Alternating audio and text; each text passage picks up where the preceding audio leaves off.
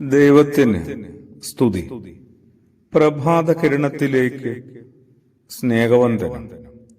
ഭാഗം 2417.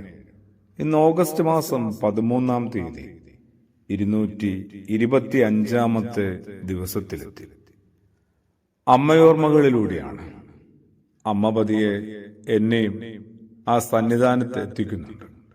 ക്രിസ്തുവിന്റെ സന്നിധിയിൽ ഇനി എന്റെ ഉത്തരവാദിത്വം എന്താണ്?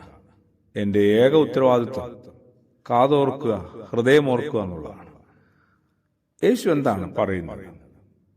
ആ മരപ്പണിക്കാരൻ തന്റെ ഭൂമിയോട് പറയാൻ ആഗ്രഹിച്ച ഏറ്റവും പ്രധാനപ്പെട്ട ദൂതുകളിൽ ഒന്ന് നൽകുക എന്നതായിരുന്നു. എല്ലാം അവസാനത്തോളം പരിപൂർണമായിട്ട് വ്യവസ്ഥകളൊന്നും കൂടാതെ നൽകുക.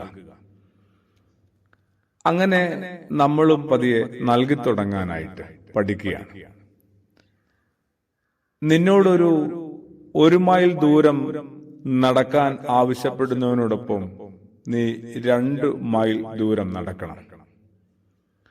അങ്ങനെയൊന്ന് യേശു പറയുന്നുണ്ട്. വിശുദ്ധനായ മത്തായി ശ്ലീഹായുടെ സുവിശേഷം 5-ാം അധ്യായത്തില് നമ്മളത് കണ്ടെത്തുന്നുണ്ട്. 1 മൈൽ ദൂരം ആവശ്യപ്പെടുന്നവനോടൊപ്പം 2 മൈൽ നടക്കുക എന്ന് പറയുന്നതിന്റെ അർത്ഥം എന്താണ്? 1-ാം മൈൽ എന്ന് പറയുന്നത് ഒരുപക്ഷെ നിയമം എന്റെ മീതെ ആവശ്യപ്പെടുന്ന ഉത്തരവാദിത്തങ്ങളാണ്. നിങ്ങൾ എത്തിയിരിക്കുന്ന ജീവിത സാഹചര്യങ്ങളിൽ നിന്ന് നിങ്ങൾ പ്രതീക്ഷിക്കേണ്ട കാര്യങ്ങളാണ് ഈ 1-ാം മൈൽ എന്ന് പറയുക. ഭൂമിയിലെ എല്ലാ മനുഷ്യർക്കുമുണ്ട് ഈ 1-ാം മൈൽ. പക്ഷേ യേശു പറഞ്ഞ 2-ാം മൈൽ എന്താണ്?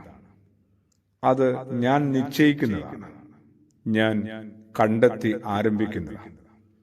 ഒരാളും നിങ്ങളുടെ മീതെ അടിച്ചേൽപ്പിച്ചതല്ലത്. നിങ്ങൾ ഉദാരതയോടെ, അനുകമ്പയോടെ അത് മറ്റാരിലേക്ക് കൈമാറുന്നതാണ്. എന്റെ ജീവിതത്തിലെ 2-ാം മൈൽ ഞാൻ കണ്ടെത്തിയിട്ടുണ്ടോ എന്നുള്ളതാണ്. ആദ്യത്തേതെന്താണ്? 1-ാം മൈല് എന്റെ ജീവിതം, എന്റെ സാഹചര്യം, എന്റെ ചുറ്റുപാടുകൾ എന്നോട് ആവശ്യപ്പെടുന്ന കാര്യങ്ങളാണ്. അതൊക്കെ നൽകാനും കൊടുക്കാനും ഞാൻ ഉത്തരവാദിത്തപ്പെട്ടയാളാണ്. അതെന്റെ 1-ാം മൈലാണ്.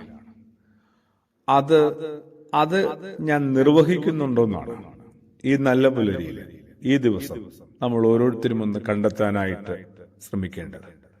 യേശു ആവശ്യപ്പെട്ടത് 2-ാം മൈലാണ്. അതിനു മുമ്പ് എന്റെ ആ മിനിമം ഉത്തരവാദിത്തങ്ങളെങ്കിലും ഞാൻ നിർവഹിക്കുന്നുണ്ടെന്ന് സ്വയം ഒന്ന് ബോധ്യപ്പെടണ്ടേ? അതെ, 1-ാം മൈൽ കവർ ചെയ്താലല്ലേ 2-ാം മൈൽ ഏതൊരാൾക്കും ആരംഭിക്കാൻ പോലും സാധിക്കൂ. പ്രാർത്ഥനയോടുകൂടി ആമേൻ.